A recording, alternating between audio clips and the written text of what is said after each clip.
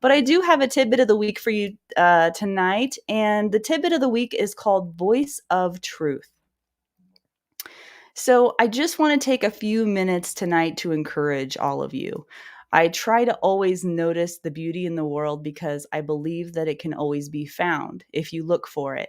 But I can't help but feel a lot of heaviness in the world too lately, and maybe you guys can feel that too. Well, today I don't know if it was the weather or what, but I was riding the struggle bus today. How many of you are familiar with the struggle bus? Type yes in the comments.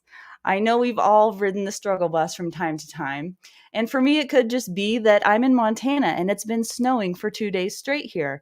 And it's supposed to be spring. And I maybe need to lower my expectations a little bit. It's been a little dreary here for the last couple days. It could be just that I'm tired. I don't know what it is. But I think that in last week's broadcast, if you watched that with Chris Beam, we established that we all have little voices in our heads. And when I say that, I don't mean that we're hallucinating. I mean that we tend to have negative and positive thoughts in our heads. And some of us are aware of that and some of us aren't. But we all have the capability to choose what to listen to. Many times the negative outweighs the positive if we aren't aware of what we are focusing on. And in a past interview with Brian Hill, he said that it takes 3 positive thoughts to override a negative one, and that we're naturally wired to be negative by nature, mostly as a survival mechanism. Well, I was fighting some of those thoughts today. And I'm just being real. I'm just being honest because, we all have days that aren't so great and we have days that are awesome. And I'll celebrate the good ones and I'll share the bad ones if there's something that I think you can learn from it too. If you've never had any thoughts of not being good enough, of procrastinating or justifying not doing something that you don't want to do, then you're just not human. So shout out in the comments if you know what I'm talking about, because I bet all of you can relate to this. Think of something that you have or haven't done lately and how you may have been really good at justifying it away instead of facing it head on.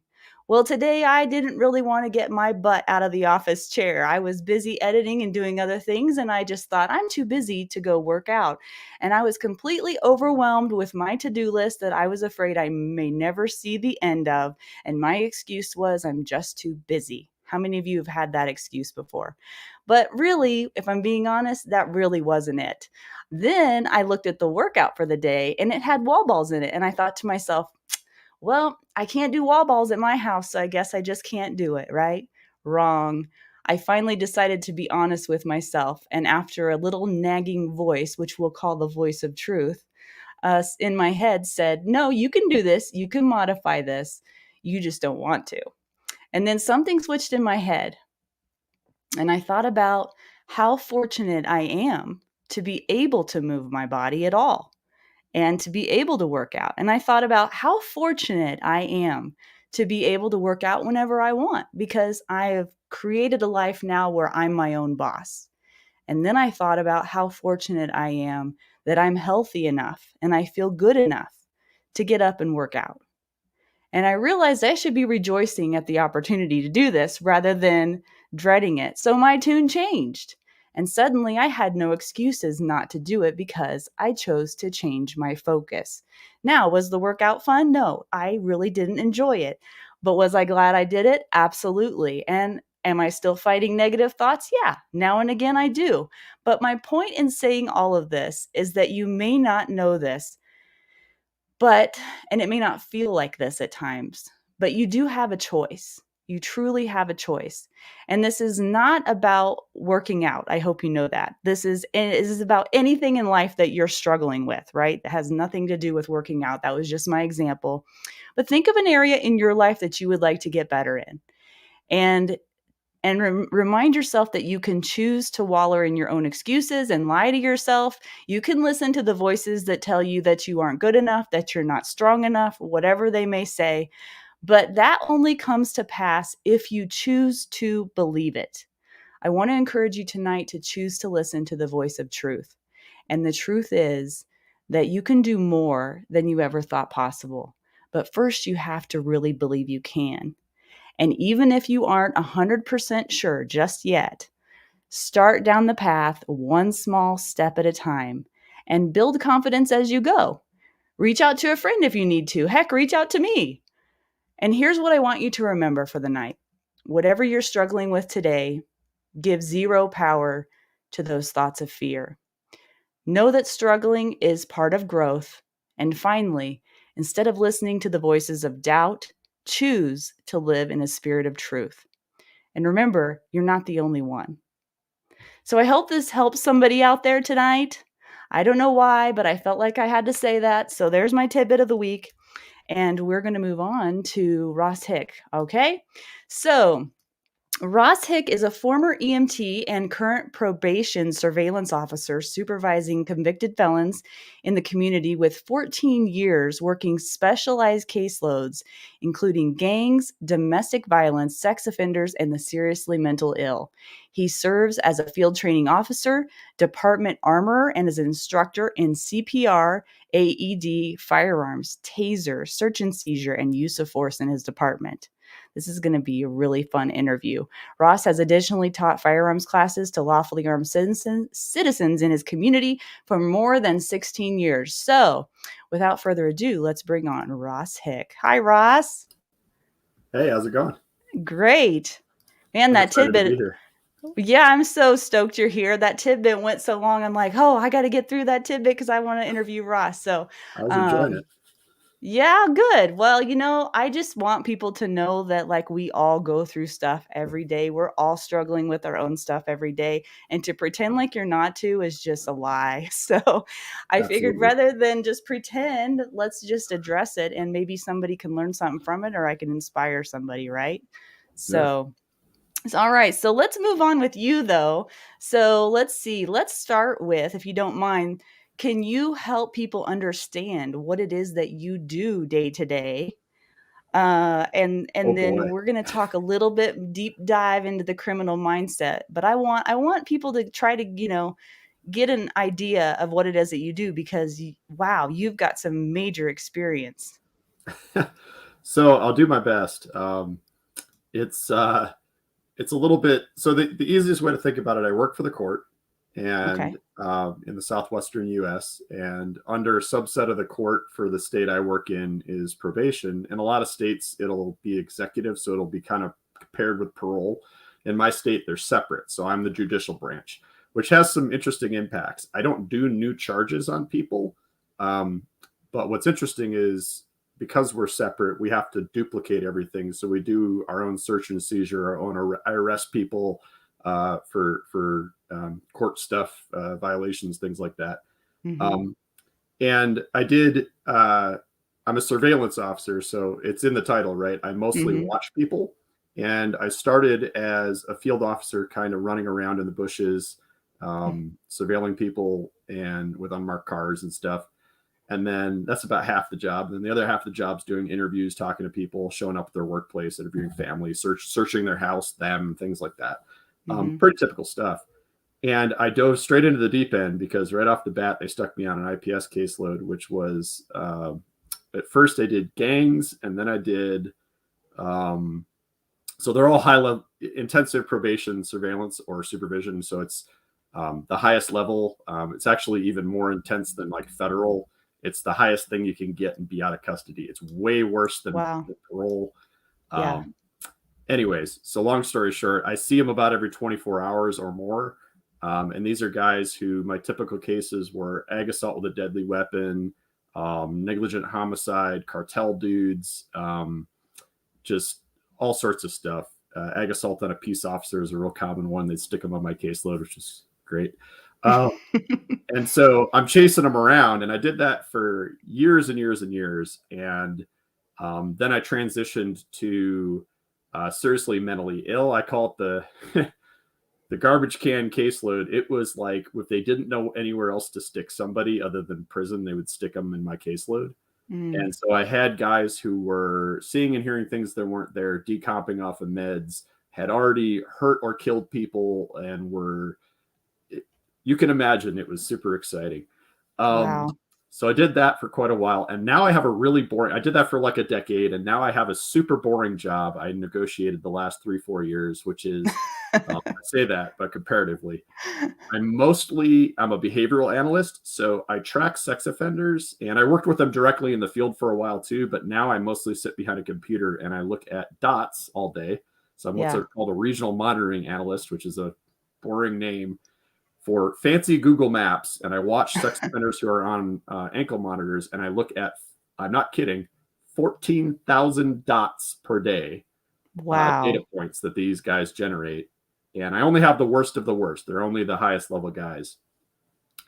And looking at these dots, every dot they generate, I have to sit there and try to figure out what that means. Wow. And all I have is GPS data. So all I have is how fast they were moving, where they were, what time, stuff like that, direction of travel.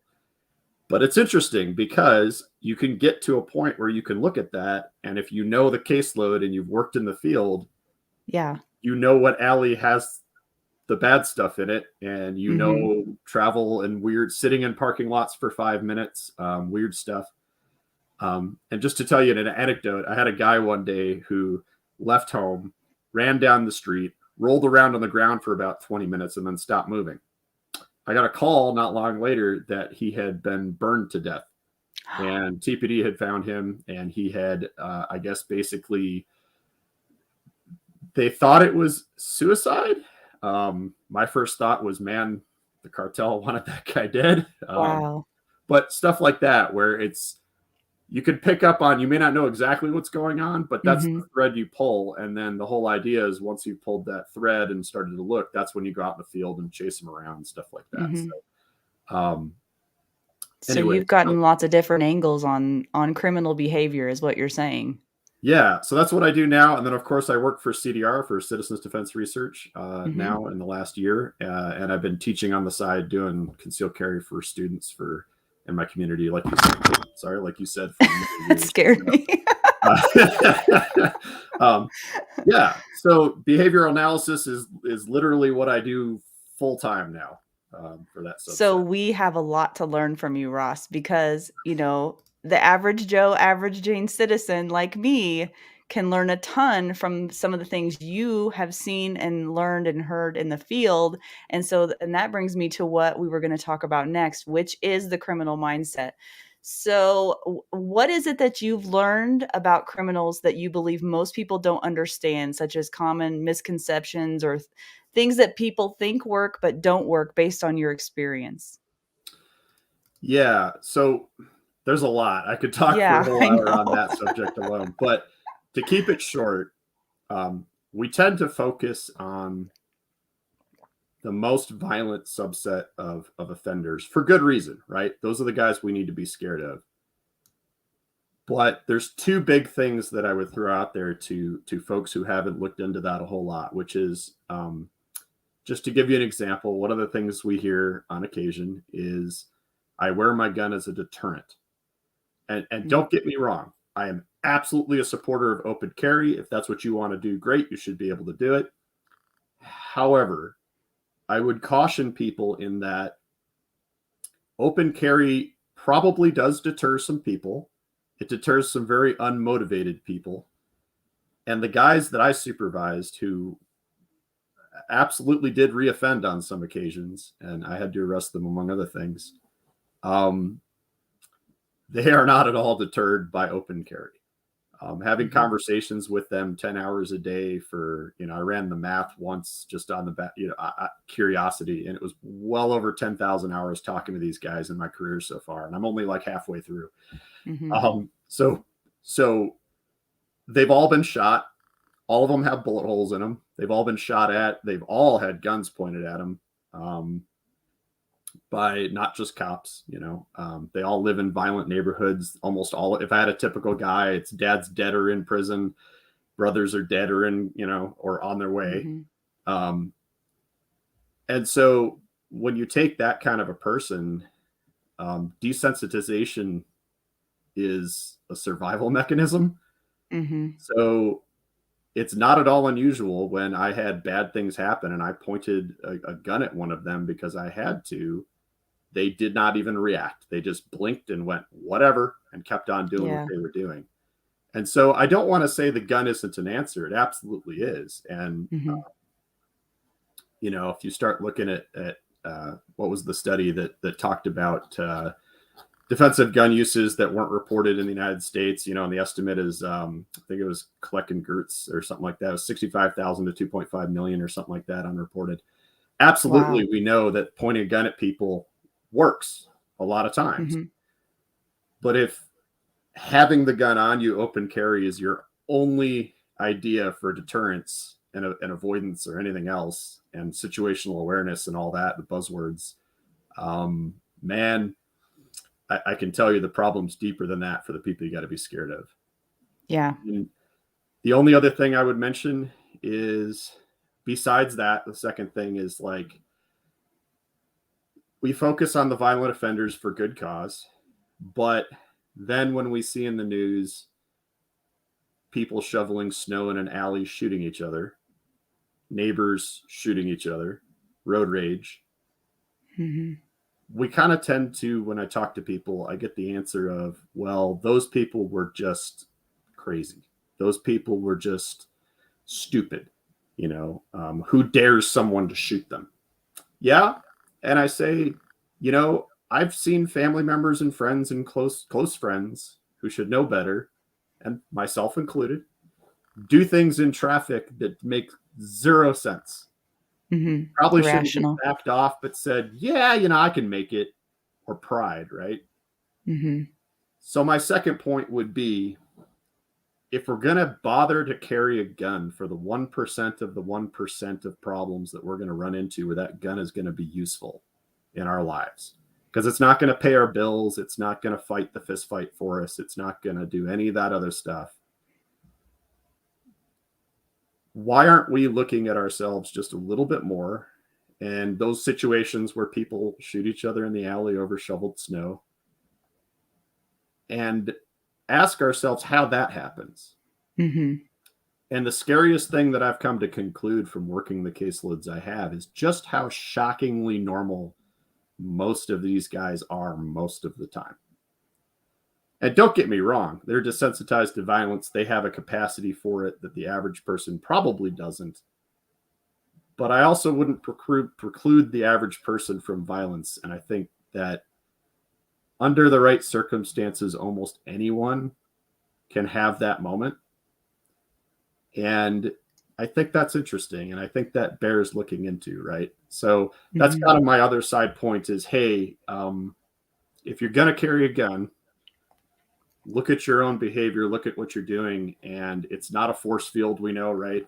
And in fact, it may even attract in some cases. I had guys on my caseload who absolutely went after guns that they saw.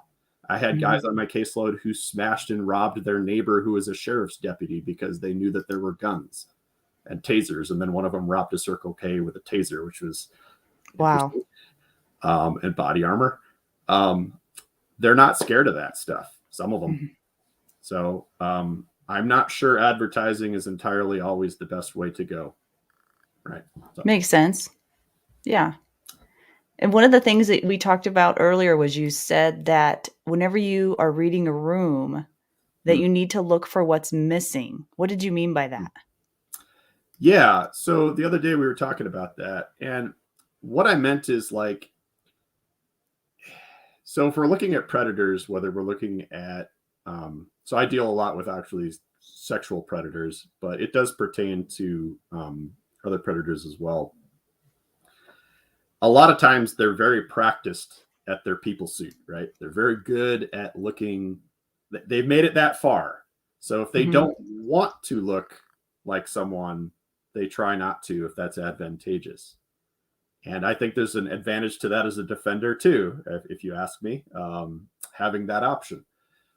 But what I meant was, a lot of people want the pre-assault indicators, and those aren't super good. You can Google pre-assault indicators; you'll find a list of them, and from a bunch of different people. But the late great William April had awesome material on stuff like that. But beyond that, when I talk to guys who are predators, one of the things I notice is that there tends to be something missing on occasion. and What it's do you it's mean by that? rare that it'll slip, but you'll be talking to them and they'll be perfectly normal people. They're coming across as even charismatic and nice a lot of times. Mhm. A lot of them have that psychopathic ability to just kind of like read people and come across as either super likable or sometimes really unlikable. But um, those traits. But every now and then they'll say something that if you're paying attention, you might miss, but it'll just be like their view of the world and how people work is just a little bit askew.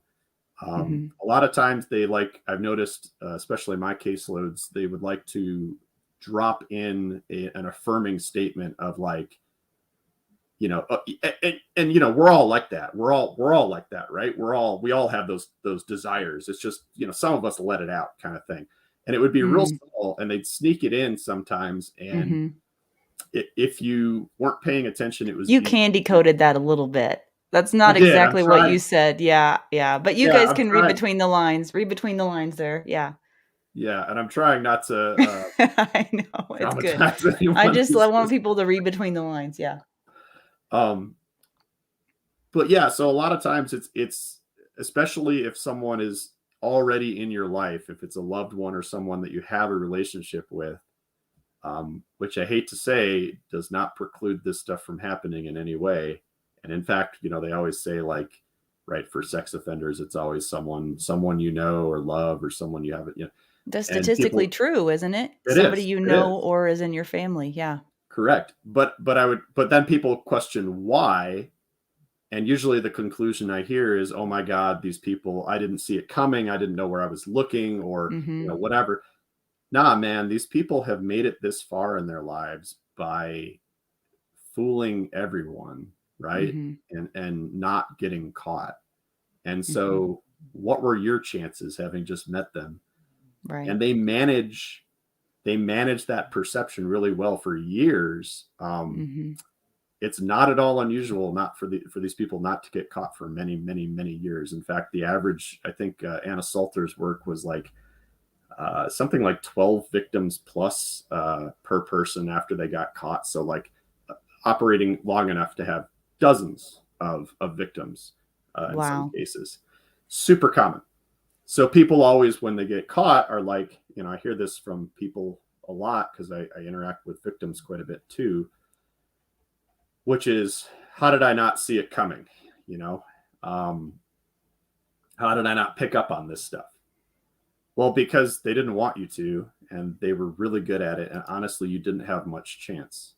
Mhm. And I see that again and again. And the thing I would caution people against the most that I hear when that happens is people have this resolve to say, I'm never going to let it happen again. I'm never going to trust people. I'm never going to trust Mhm. whomever.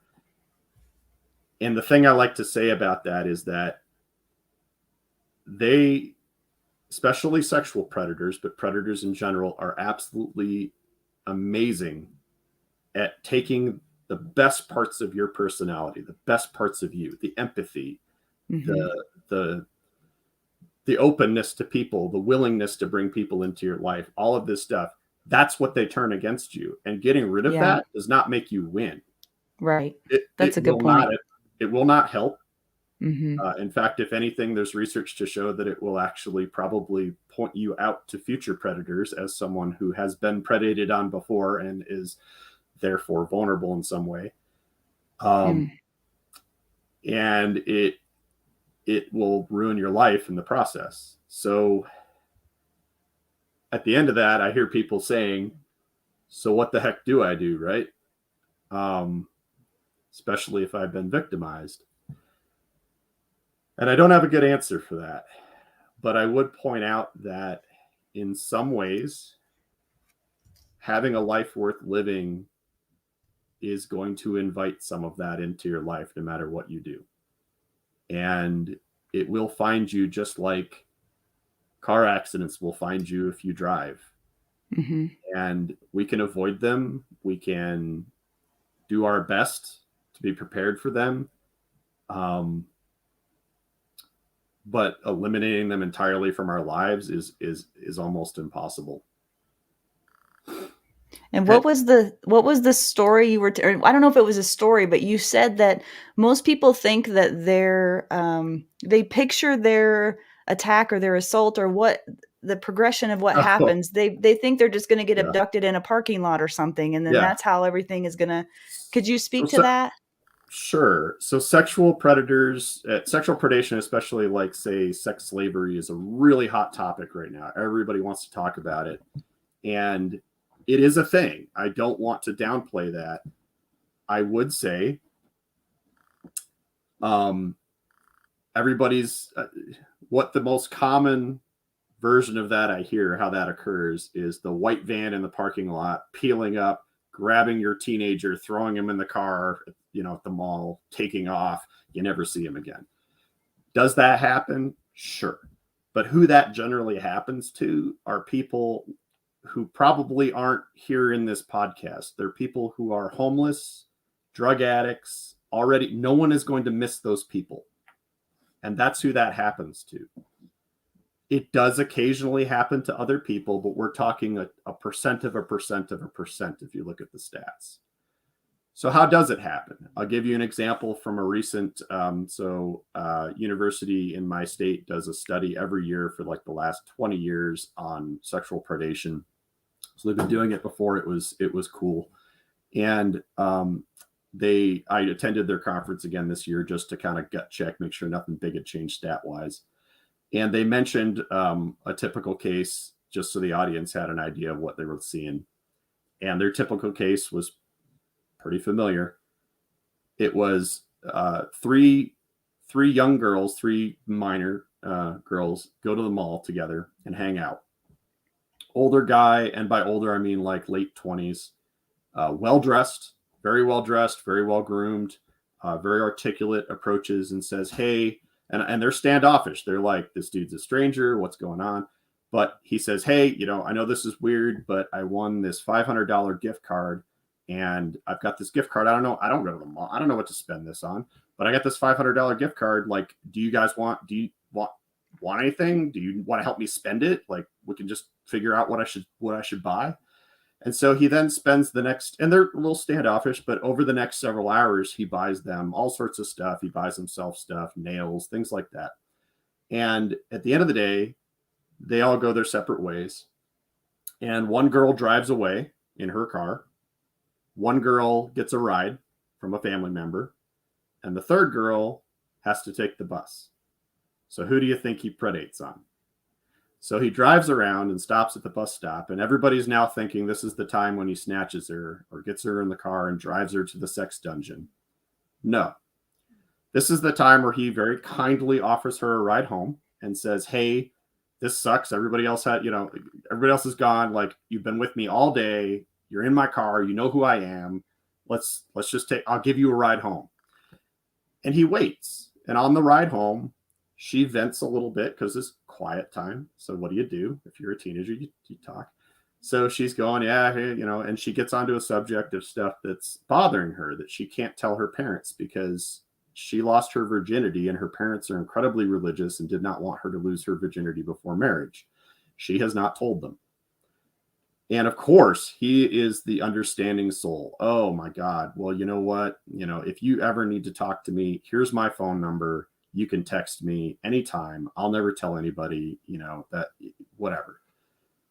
Well, this girl doesn't have anybody else in her life that she can tell these things to. And so she found someone. And that's a key component right there. We'll come back to. So she goes home. Nothing happens. He drops her off.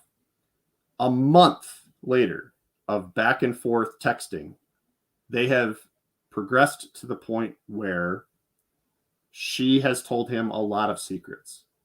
And then one day he texts and says, "Hey, remember that $500 gift card? It turned out to be fraud and I got to pay it back. And because I spent it on you, you got to help me pay that back. It was your responsibility too. And if you don't, I'm going to tell your parents that stuff you told me." Mm-hmm. And who's she going to go to? Now, if she had parents that she felt like she could go to her parents at this point, mm-hmm. That's the end of this story. Right. But she didn't, because her parents, she knew the wrath of her parents was worse in her mind than anything else she could do. So she starts trying to fix it. And Mhm. she ends up taking off her clothes as a minor at parties so that he can get paid for that back for the gift card. And hey, what do you know? You're getting someone else is getting paid for you to take your clothes off. Mhm. Sound familiar? Yeah. So sex slavery. Mhm. And it progresses from there. Then usually drugs get involved and other stuff like that. But um, that is the typical case. And so while we'd all love to have the rifle in the truck and, we see the van, I had a neighbor once who ran out to me knowing what I did and said, "Hey, there's a sex offender in our neighborhood." And I said, "Really?" Because I know where they all are, but okay, what's going on? And well, all the registered ones. And she goes, "Well, there's this guy who keeps driving down the street, an old guy, and parking, and then he drives off, and there's no reason for him to be there." That was it. I'm like, it could be. However, the odds of that happening versus what I just said, incredibly low. Right. I get where you're going with that now. Yeah. So what do we do? So we come back to that point I said, so what do we do to prevent our daughters or whomever from getting in the car or everything? And what it is we have to have a relationship with our loved ones where they know there are rules and boundaries, but they know that we are there for them no matter what. No matter how much they mess up, Mhm. they can come to us, and it's not going to be screaming and yelling. It's going to be, I will help you. We will figure Yeah. this out together. Mhm. And that sounds like that should be everyone. And that is, I can tell you, especially for cops and law enforcement in general, military, that is tough. That is a very tough thing to convince your kids. And I don't know, I'll just say the number of cops and military kids that I've then supervised later as juvie remands into adulthood and stuff, a lot more than I would think, Mm. getting into it. And even in strict households. And personally, that's my one thing I credit with that is that a lot of times when I met parents, and I did, it was, well, I don't, I yell at them. I have these rules. There's these harsh consequences anytime something happens. I don't understand how they turned out this way. 'Cause they don't feel safe coming to you. And there's a Yeah. balance. I'm not saying free, Yeah, you should have right? boundaries, but yep, I get what Right. you're saying. Yeah. But it's hard to have boundaries. It really is. And then also convince someone that you're going to be there for them. And I would Yeah. encourage people to start doing that work now Mhm. because by the time it happens, it's kind of too late, like I'm describing. Mhm. And know that, predators do go after people who have been predated on before. They go after people who have bad relationships with their parents and loved ones. It's not by mistake. Mhm. Yeah. They're experts at finding those people. Yeah. So that's my 2 cents on that. Well, we appreciate that, and, guys, we're gonna be going into the Q&A here probably in another 10 minutes, so if you guys have questions for Ross regarding any of what we're talking about, please put those in the comments. We'll get to those here towards the end. Ross, I do wanna talk about I wanna move in, not just yet, but in a little bit, I wanna move into some of the stats and trends that you wanted to talk about. I think these are so important for people to hear, but before we do that, I'm just really curious, and please, if this is too personal, please don't answer it. But I'm curious. I think about, the kind of work and that you have done over the past 14 years, the things you must have seen. Uh, it just blows my mind to even think about it. This has to change your life. I mean, how has your life changed since you got into this line of work 14 years ago? Um, so I would say in general. So how has it changed? Is your question? Yeah, I mean, it's gotta be it has to change the way you look at the world, I imagine. Yeah. Yeah, probably affects your relationships, perhaps. I don't yeah. know, but It's a tough question, and I'll say that I'm in many ways a cautionary example. Um, I'll point out that having worked with that caseload and still working with them and having quite a while till retirement, um, the best way I can describe it is that people like that will suck the empathy out of you.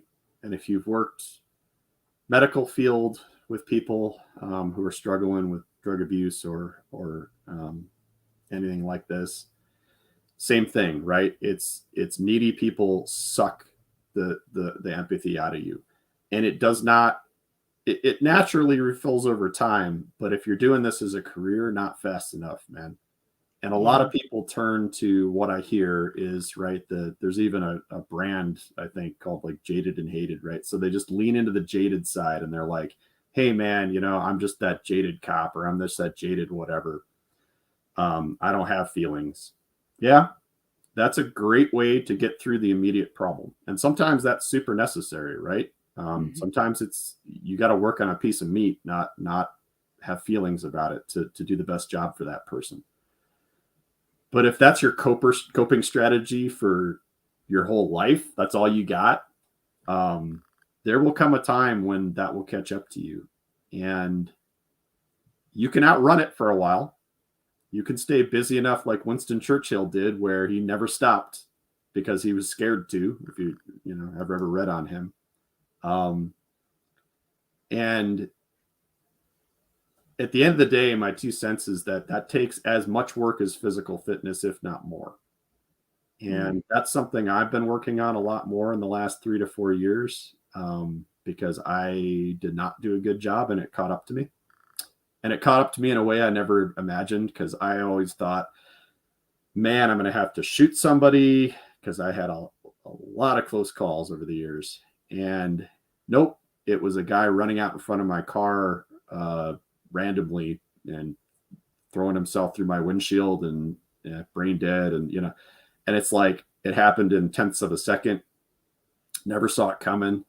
And I was not at all prepared for that. I had no parking space in my head for that problem. And Mm. so I felt helpless. I felt like, why did this happen? Why did this happen to me? Mhm. And it was at a point where I was so burned out on work and all of this other stuff that it didn't really matter what it was. It could have been anything. Something was going to catch up to me Yeah. eventually. Yeah. And so my 2 cents for people is, and there's probably not enough time to talk about it today entirely, but like, um, it takes work, more work than a lot of people are willing to put in, myself included, but it's worth it. Find, find activities that give you meaning and connection. Um, find activities that build back that empathy. For some people, it might be volunteering with dogs or something. It might be volunteering at the homeless shelter. Probably most cops know, I can say, but um, who wants to go back into that after you get off work? But You mean there's like got to things be that something. fill you up, those kinds of things? Yeah, find Yeah. something that fills you up that has a direct connection to people or things that builds back Yeah. that empathy and do the heck out of that. Yeah. Creativity, Yeah. um, find a hobby, man. Even if it's a stupid one that whatever, try something. I know Mhm. guys who uh, play guitar and that's their thing.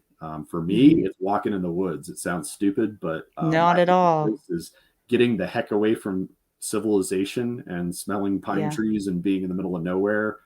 Yeah, that recharges me, man. Sounds like you need And to come to Montana. I'd love to. Not right now, though, it's snowing like a banshee, but, Yeah, I'll wait maybe a wait couple when it months. gets greened up. Um, but the biggest thing is whatever it is, and it's going to probably take some trial and error to find something, but start doing it now because if you wait until after something bad happens, like I did, you're going to be Mhm. sitting there at home going, "F the world," and people are like, "Dude, you should get up and do stuff." I don't want to get up and do stuff. I hate everything. I don't want to go back outside right now. Like I just want to wallow in it. And that Yeah. passed, but boy, it would have been Yeah. a lot easier. And I will hand up and say like, hey, um, therapy is good. Uh, you know, Takes a while to find the right one. Not everybody's ready for it. Not everybody wants it. Okay, cool. But when stuff gets real bad, um, sometimes there's no one else to really vent to. You can vent to peers on occasion, but then you're just offloading that onto them. You can vent to family members, but you're offloading that onto them. Sometimes a professional is the best person to offload some of that stuff onto. Yeah. Well, thanks for addressing that, because I just out of curiosity, I mean, how could that not affect you, right? I mean, Right. And I unbelievable. will point out that the therapists that we employ to do the therapy, the mandatory therapy for like sex offenders and stuff in the field, they all have therapists, and I bet their Yeah. therapists have therapists, because Yeah. the stuff that Yeah. they have to listen to day in and day Yeah. out, Yeah. even just hearing it through that Right. vicarious trauma, Right. yeah, there's stuff I can't repeat, and I won't, because because I have done it, and I've had people look sick and run outside and not talk to me again, and I realized that was a mistake, that I offloaded that onto them. So yeah. Wow. Wow. Wow. Well, that's pretty heavy stuff. I'm not sure how to transition from that, but Sorry. I'm working on being a good interviewer, but I that's have a a good hard transition. transition. Here's my dog. Isn't Oh, he who's cute? that? That's Ollie, who's very annoyed that I'm picking him up, and he's trying to fall Oh, asleep now in my arms. But he looks like that's he's kind of tired.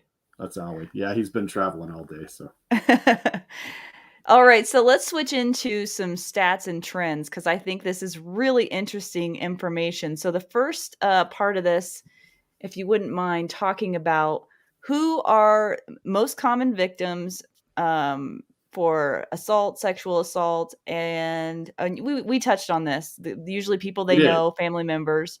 Yeah, Um, yeah, and then we talked about the homicide trends a little bit, because you said like a third of them have to do with arguments or something. yeah. We could get into Yeah. that. So, Yeah. on the sex offender side, and we're looking at, like, so just to give people an idea of the problem, in the United States, and this comes from federal stats, we're looking at about 750,000 registered sex offenders in the United States currently, and that's registered. So there are some who aren't. Um, of those, about 250,000, so a third of those, are actively supervised. And so that's something that not a lot of people understand, that just because you're registered does not mean anybody's looking into you in the slightest bit, other than if you disappear and don't register your address, someone will, that's a felony, and it will eventually catch up to you. Mm-hmm. But nobody's coming and checking on those guys on the regular, the majority of even the known sex offenders. Now, there's some good news, which is that of the known sex offenders, there's a federal study over like a 10-year period on almost every released sex offender in the United States. It was like 3/4 of them, basically. And it looked at all of them, and it looked at recidivism rates, so how they reoffended. And known sex offenders who are registered have the lowest reoffense rate while they're being monitored of any other crime except murder. Mm. So now that doesn't mean it's zero, because it's not. But the reason I'm saying this is that a lot of people freak out when they get flyered, because they get the sex offenders in the neighborhood. And yeah, that's good information. Don't send your kids over there, and if they have, that person shouldn't be answering the door on Halloween, stuff like that. But that's probably statistically not the problem that you're going to have to worry about. It's the person who's registered, or the person who's unknown, frankly, down the street, that no one's actually caught yet. Right. And that could be someone very close to you, right? So then usually I mentioned that, it's like 1 out of 5 women sexually assaulted as a child, 2 out of 5 women sexually assaulted by adulthood in the United States. These are current stats. 2 out And of 5, you said? 2 out of 5. And that comes from Wow. costs from 1993, Costs and Harvey, and a bunch of other studies. And people think that's new. So people go, oh my goodness, the United States is falling apart. That number was the same all the way back to the 20s. And think Wow. about what the definition of rape was in the 20s versus today. So that has been a problem, persistent. And this is why when I tell people what I do and they say, let's shoot them all in the head, I go, well, first off, that's not an answer because we can't legally do that. And even if we passed a statute that said we're going to do that and we shot them all in the head and we got rid of every single one that we knew about, there would be more tomorrow. Yeah. There will always be. And it goes way back. So this is not a new problem and it's not going away anytime soon. And the really scary one for me is that about 27% of female students get assaulted before ever leaving college. Wow. And I have we could do a whole nother hour on that, on thoughts on that. There's some excellent research into it. And short version is warning students about the dangers of rape and stuff like that is great, but it doesn't actually lower those numbers in the slightest bit. It actually just makes people less likely to report what happened to them as rape because they're embarrassed that it happened to them. So there's a big complex thing on what we can do. There's a couple of really good studies out there about it, but short answer on that is we got to get better at empowering students themselves instead of having the organization try to do it. Booze is a big part of it. Don't get me wrong. I love alcohol. But booze makes those numbers go up. And who has the booze? The older students who get it. And who has the power and the rooms and the suites and all of that? The older students. So what does that encourage younger students to do? Hang out with the older students. You get the idea. Yeah. So there's some design stuff in that's part of college. We just look at it as the college experience, but it doesn't help. Other stuff, victims. So looking at my last 3 years or so of cases and anonymizing the data, of my victims in those cases, 5 cases had no direct victim. It was distributing child porn, not creating it. So no identifiable. 23 of those were younger than 13. 22 were between 13 and 17, and 3 were 18 and older. So you can see that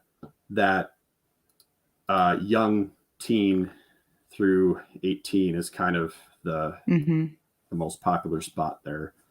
Of the offenders, 25 were family or an intimate partner. Sound familiar? And we'll get into who that was in a second. 15 were acquaintances or family friends. 6 were met online. And interestingly, a couple of those were voluntary. It was kids going on Craigslist looking to hook up. They just didn't know who they were going to hook up with. And 2 were complete strangers. 2. So go back to that van pulling up. How likely is that to happen? How likely is the guy to come?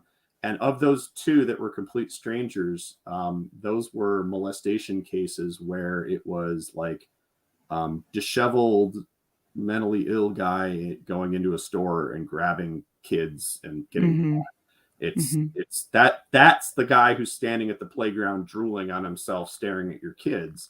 He's not hard to spot. He gets caught really fast, and he's a tiny, tiny, tiny percentage of the problem. Yeah. Who does offend? Well, we'll talk about location first. So 30 of them happened at home, inside the home, the victim's home. 15 were at a family member or friend's house. 2 were in the offender's car, and 1 was in public.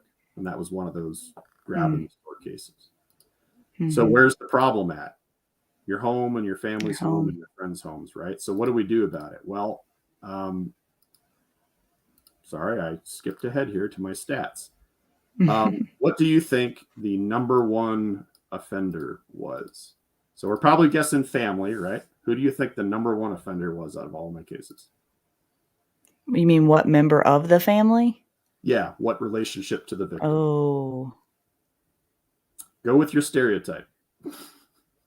Uncle? I don't know. Oh, okay. Interesting. That was in there. Stepdad. So stepdad was number 1 with, out of those 25 family members. 11 were stepdads, 3 were biological fathers, 3 were cousins, 2 were uncles, 2 were ex-boyfriends, 1 half brother, 1 biological brother, 1 adopted brother, and 1 grandfather. Wow. Grandfather was a babysitter. Of the 50 acquaintances and friends, it was 4 neighbors, 3 adult friends who were living with the family. Oh. Easy access. 3 babysitters, 3 boyfriends of a family member or friend, one friend's brother, one friend of a friend at a party, which was a date rape case. That was the other total stranger. So, and people say, why is it a family member? Why is it someone close? Why is it? Because guess where sex offenders go for victims? They're not going to go to the Walmart and get caught unless they're crazy. They're going to go with the victims that are here that they can control and they can get time with, which are already the ones there. Yeah. A real common tactic for my offenders is to start dating someone who has kids. Super common. That's super scary. It is, right? Last thing I'll mention is, and this is, I think, speaks to the larger problem, who the victim told. So 24 told other family members, 12 told nobody. And the only way, and you ask, well, how did that ever get found out? Usually through someone stumbling across a text message on a phone or something like that, physical evidence kind of thing. Some got caught in the act. But isn't that terrifying that the number 2 largest category is never telling a soul? Yeah. And I should mention, of those who did tell someone, right? What do you think the average time was from when a victim told someone from when a victim was victimized until it was found out? How long do you think it took? I know the answers, so you guys need to shout out in the comments what you think. From the time they were a victim until the time law enforcement was notified, or someone found out. It came to law enforcement. It's longer than you think. See if anybody shouts out. Yeah. People are still talking about my puppy. Yeah. All right. That's long enough. I haven't seen any answers, but people are behind. Years from Steph. I think there's a lag too. Oh, someone says 5 years. 5 years. Okay. So you're on the right track. The average for all of my cases was 1.5 years. 1.5 years. Now that was the average. So if you looked at the individual, 10 years, totally in there. 5 years, totally in there. I think the quickest one I had was 2 weeks, but that was the fastest, was 2 weeks. And that was one of the adults. So I'll say the trend that I noticed in my stats was that the older the victim, the more likely that came out faster. The younger the victim, the more likely it was 10, 15 years, something like that, right? Or, or longer. So that makes sense. Yeah, that's super sad. So the idea on that is that, and I can't read the narratives, right? I can't get into the specifics. I wish I could, but I am so tired of reading the narrative that, an 8-year-old tells their mother this is happening, tells a family member, and that person says, "Oh, you probably just misinterpreted that," or "Oh, that couldn't possibly be." And you'd think, who would possibly do that? Well, I don't know. Imagine if your family member came to you and said that a person you loved, your father, your mother, your brother, sister, had raped them. What would your reaction honestly be? Would you want to believe that? Would you immediately call 911 on that person? And I'd like to think we would, but I can tell you we don't. There's almost always a pause where it's, well, let's make sure. And the problem with let's make sure is that, one, are you equipped to make sure? How are you equipped to make sure? Can you do the investigation? 2, the message you're sending the victim is, we'll get to that. Yeah, not what important. Does that do to them? What does that do to the likelihood they're ever going to report it again or talk to you about it? Yeah, and imagine what they're going through already. I mean, geez. And so that's my 2 cents. This is heavy stuff, but that's why, if we could just get to the point where we took that stuff seriously and acted on it immediately and stopped saying the whole, why does, when one victim come out, 50 other victims all come out? What was their problem? Why did they wait? Everybody waits. Scared. By Yeah. the time that person gets caught, they've probably been victimizing people for a decade and a half, and there's 400 victims, and none of them have talked because none of them want to ruin their lives and be a victim and have been raped and all these other stigmas and Yeah. stuff. And so Yeah. the only reason they do ever come out is if they're not alone. And Mhm. why the F were they alone until that point? Why were they alone? So that's kind of my 2 cents, and I'm passionate about it, as you can tell, but Yeah. I'm tired of reading the For good same narrative. reason. Yeah. Tired of reading the same narrative again and again. I could copy paste and it would indistinguishable. Change the names, change a few details. Wow. So believe your Well, kids. yeah, believe your kids. Yeah, definitely. We have a couple questions here. We're butting up right up to the hour, but I think these questions are important. So if you have time for Oh, of these, course. I'll stay as long as until you kick me out. so the suited shootist wants to know what shift in mentality could help better set people up for success in their own self-protection, and what preconceptions need to go away. That's a really good question from my friend Alex Sanson. So going back to what I said earlier, that I'm the good guy, therefore what I'm doing is okay. And then, that mentality get you killed, get other people killed.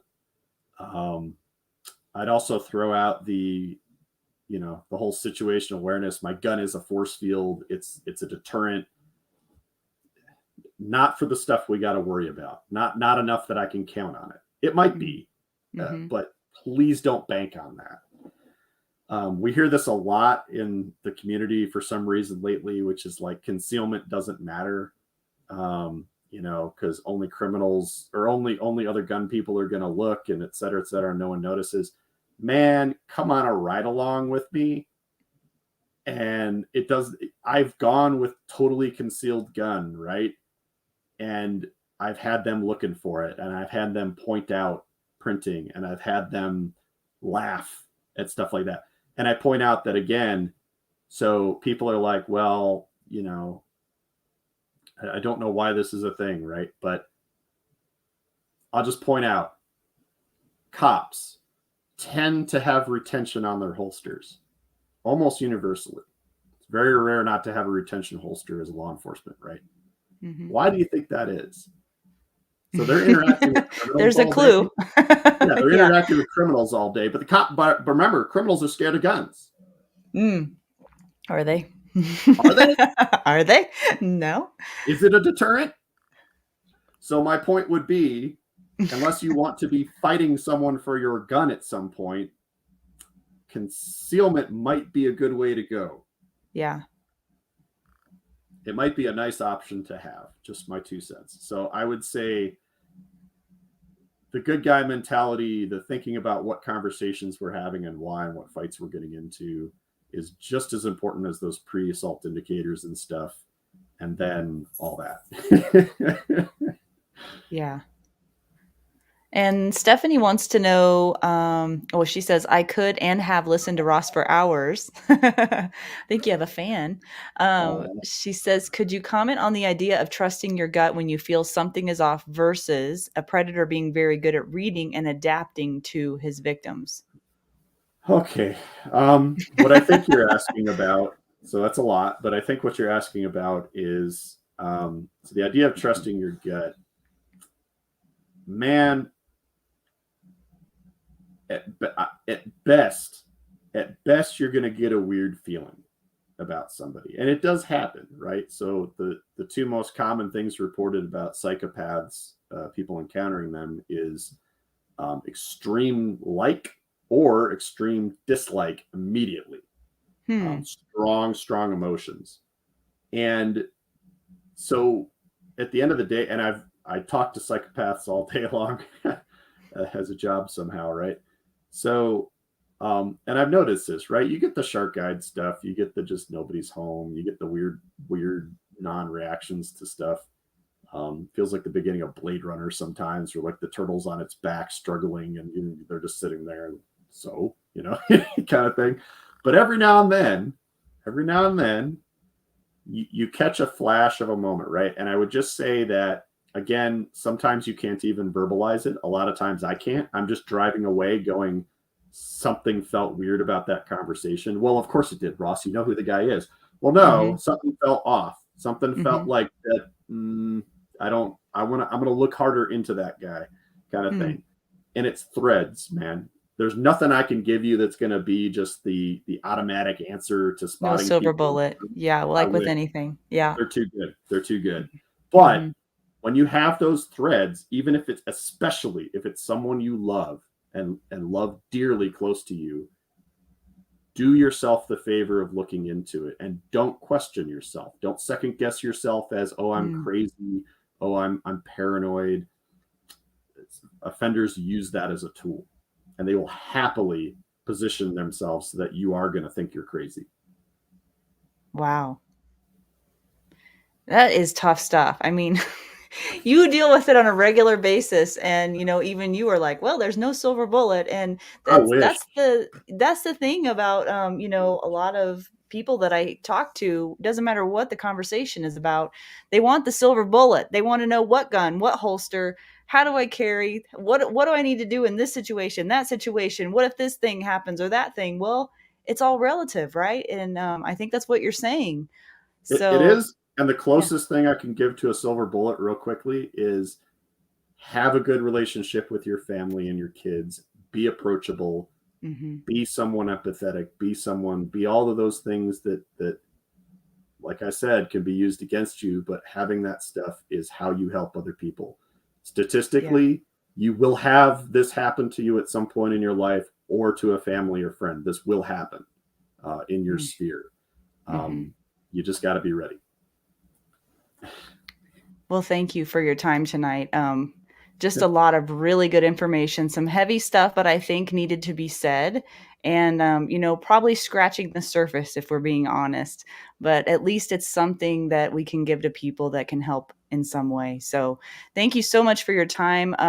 We're going to cut Ross loose for now. If you want to train with Ross or anyone at Citizens Defense Research, go to their Oh, yeah, website, that's it. citizensdefenseresearch.com, and look them up. Lots of really great people there. I wish we had more time to talk, Ross, but I do need to cut you loose for tonight. And I just want to thank you again for your time, and hope to see you again soon. Thank you. Have a good night. All right, guys. So I'm going to go into here really quickly what to expect for next week, because we have another treat for you next week.